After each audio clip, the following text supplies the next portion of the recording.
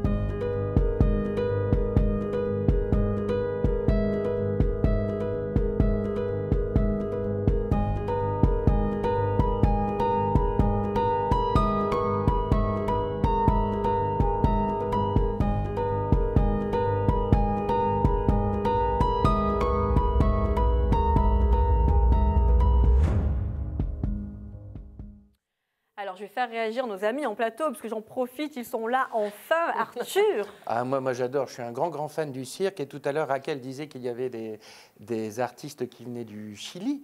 Et pour moi, ce sont les clowns les plus exceptionnels du monde. Encore mieux que les Ukrainiens ou les Russes.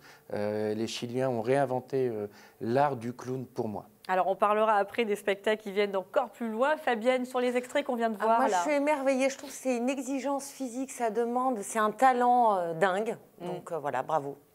Alors oui, Raquel, c'est ce que je disais juste avant de lancer cet extrait. Hein. Il y a un niveau d'exigence, comme le disait Fabienne à l'instant, qui est assez élevé dans cette biennale. Hein. Le choix des artistes, le choix des compagnies est assez exigeant. C'est le cas de le dire. Oui, c'est très important. Et puis, pour le premier extrait, moi, j'étais interprète à cette époque. C'est une reprise de répertoire d'un spectacle de la compagnie Archaos. Mais sinon, pour la biennale, j'ai quelque chose à dire aussi, c'est qu'il y a plusieurs spectacles qui vont être reportés à l'entre-deux biennale en 22. Donc, les publics pourra voir certaines des créations et des spectacles qui n'auront pas lieu, qu'ils ne pourront pas voir cette année, l'année prochaine. D'accord, bon, on prend note, on prend note. Alors je vous propose de regarder un autre extrait puisqu'il y a des spectacles donc très poétiques comme on vient de le voir, très aériens, mais aussi des spectacles plus engagés qui délivrent un message. C'est le cas de celui-ci, il s'appelle « Je tirerai pour toi ». Le 7 septembre 1986, dans les faubourgs de Santiago du Chili, le dictateur Augusto Pinochet échappe à une tentative d'assassinat. Le groupe révolutionnaire Frente Patriótico Manuel Rodríguez revendique être l'auteur de cet attentat. Une seule femme a participé à l'opération visant à abattre le dictateur. Elle est connue sous le pseudonyme de Fabiola.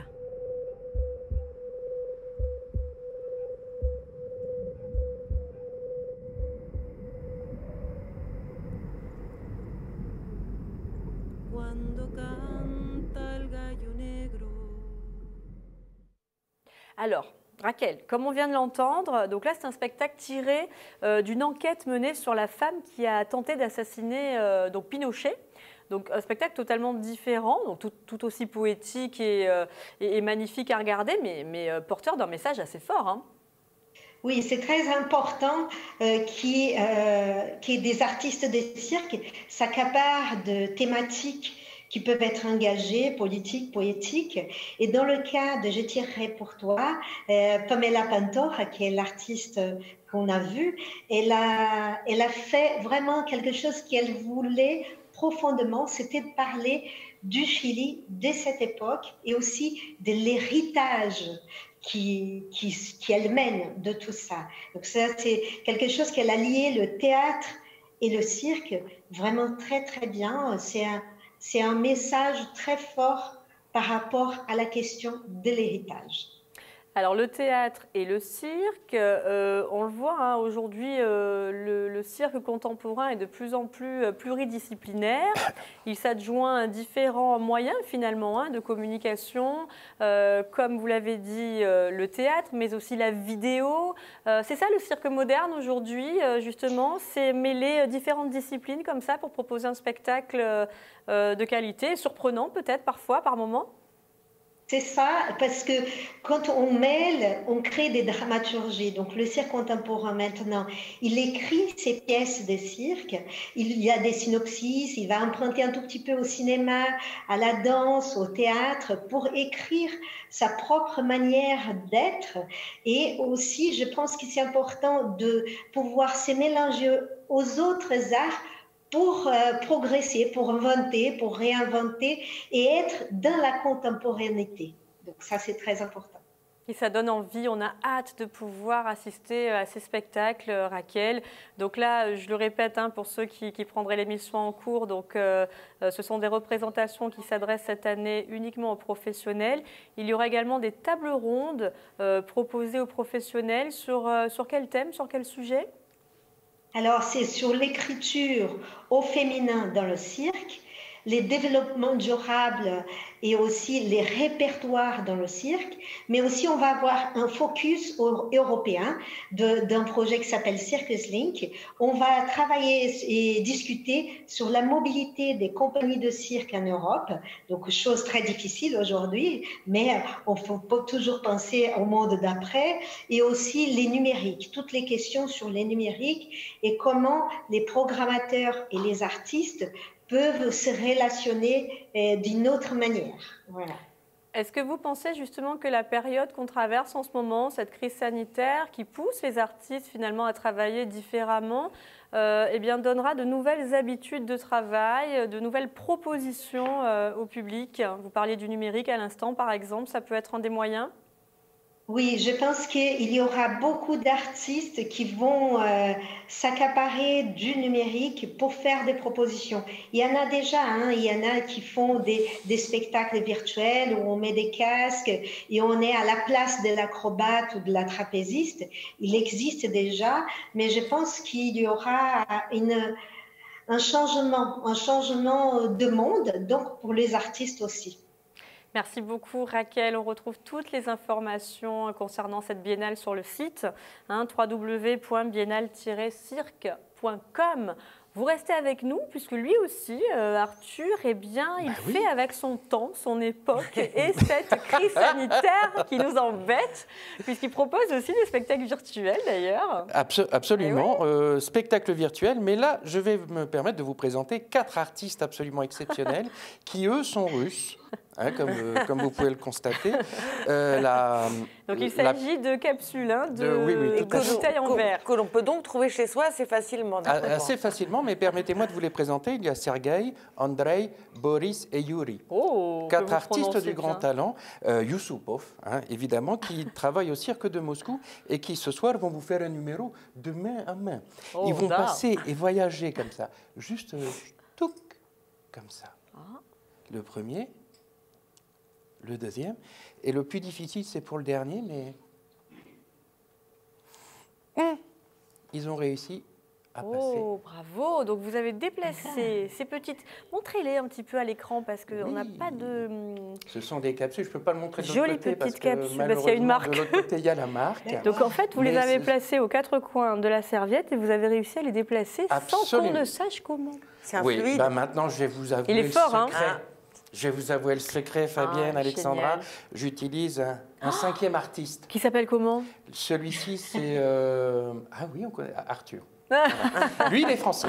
Les autres, eux, sont russes, mais lui, il est français. Et en fait, je le cache secrètement ici, dans la paume de la main. C'est ce que l'on appelle l'empalmage.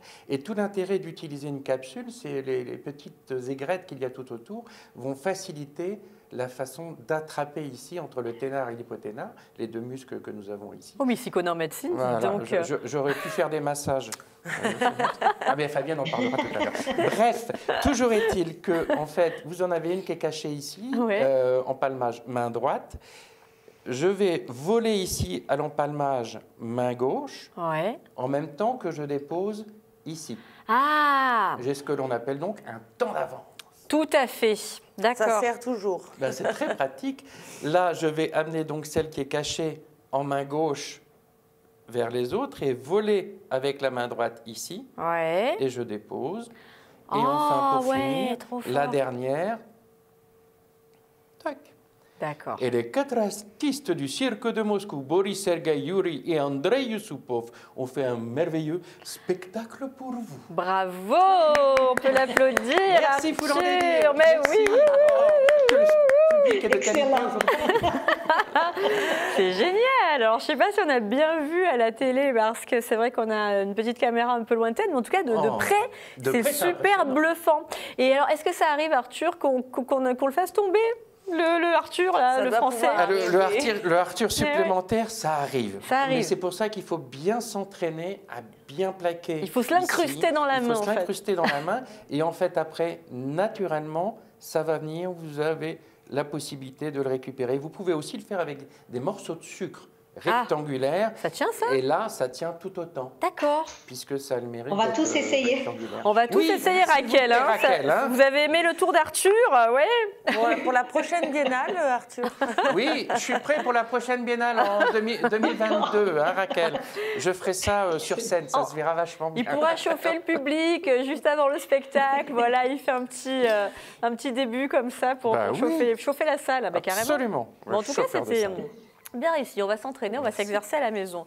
Arthur, est-ce que vous proposez prochainement un petit spectacle virtuel? C'est prévu? C'est prévu d'ici la 2e partie de février. Il y aura peut-être une billetterie qui sera mise en place, mais je vous en parlerai plus avant. Et j'ai la chance d'être mis en scène par la compagnie Mose, qui fait un excellent spectacle qui s'appelle Les Messagers de la Galaxie, dont on avait parlé ici.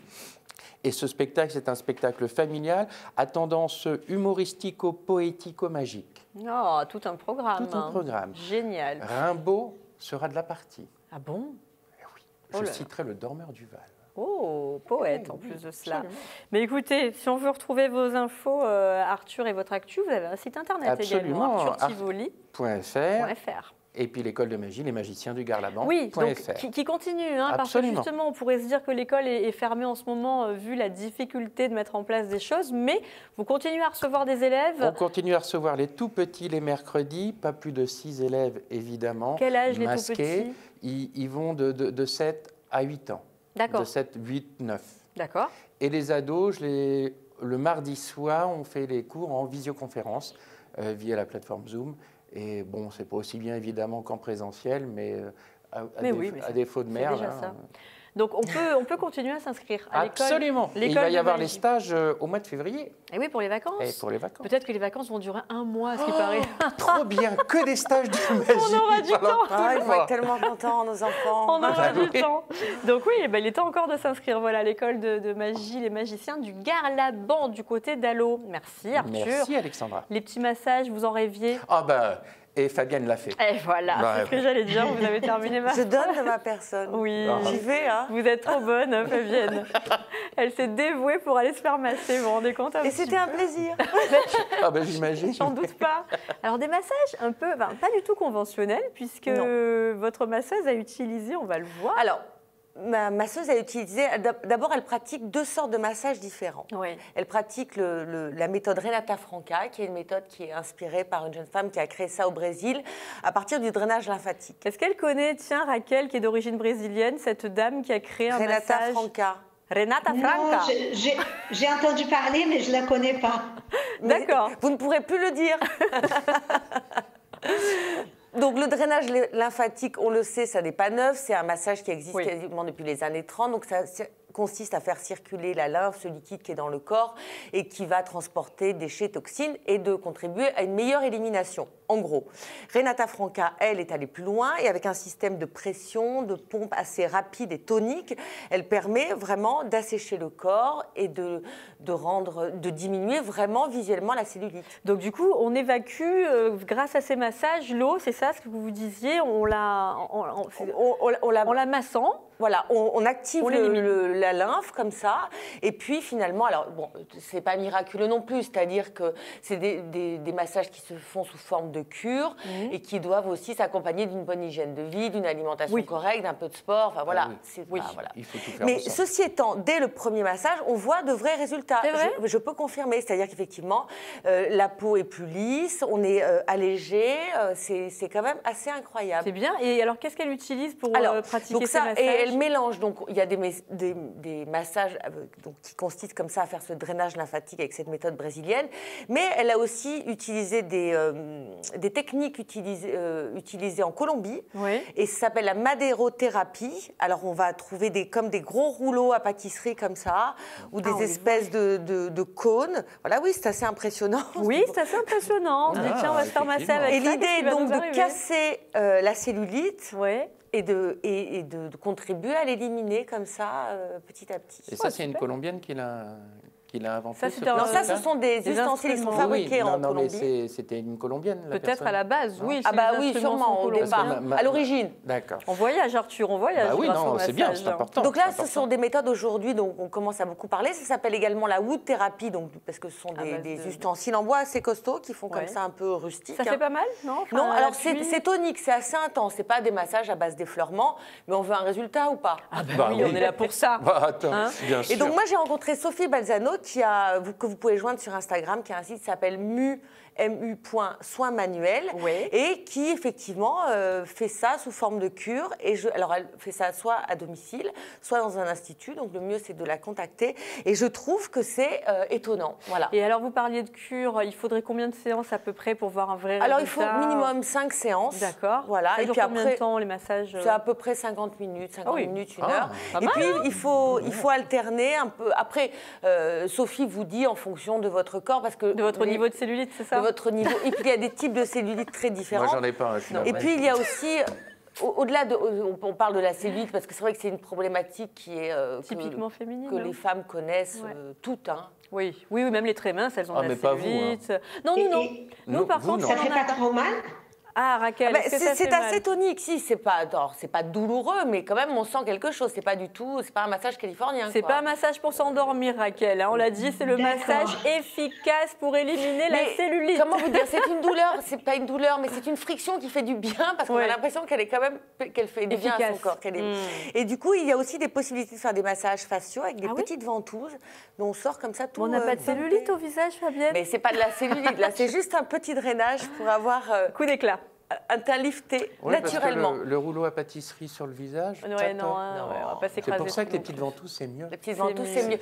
Non, mais tout ça pour dire que toutes ces méthodes, elles sont intéressantes parce que c'est des méthodes naturelles, non invasives, qui permettent d'éviter pour les femmes pour qui c'est un réel problème des traitements lourds et que naturellement, on arrive à avoir de vrais résultats. C'est pour ça que moi, j'en parle avec une certaine émotion. C'est parce que j'ai constaté clairement en une séance des résultats. L'amélioration. Il faut continuer, bien sûr. Mais ça fonctionne. Bon, très bien, c'est noté. Écoutez, oh là, la musique est repartie. Ouh, ça y est, chez nous, c'est toujours lundi. C'est toujours la folie. Merci Raquel, merci beaucoup d'avoir été avec nous. Merci beaucoup à tout le monde. C'était un plaisir et bonne biennale entre professionnels. On vous dit à très bientôt, je l'espère. Merci Arthur, merci Fabienne. À très vite. Merci à vous de nous avoir suivis. On se retrouve demain avec une rencontre avec le pianiste et compositeur Sébastien Damiani. Vous verrez, il a participé à plein de projets musicaux, dont les albums d'Ayam, d'Akhenaton, de Faflarage, qui va sortir bientôt. Donc on reviendra sur son parcours assez incroyable. La chronique citée d'Abdoul. Et puis direction Aix-en-Provence avec le guide Frédéric Paul. Voilà, on vous embrasse. Passez un bon lundi, une belle semaine. Vous restez avec nous. On vous retrouve demain. On vous embrasse. Ciao, ciao. Bye.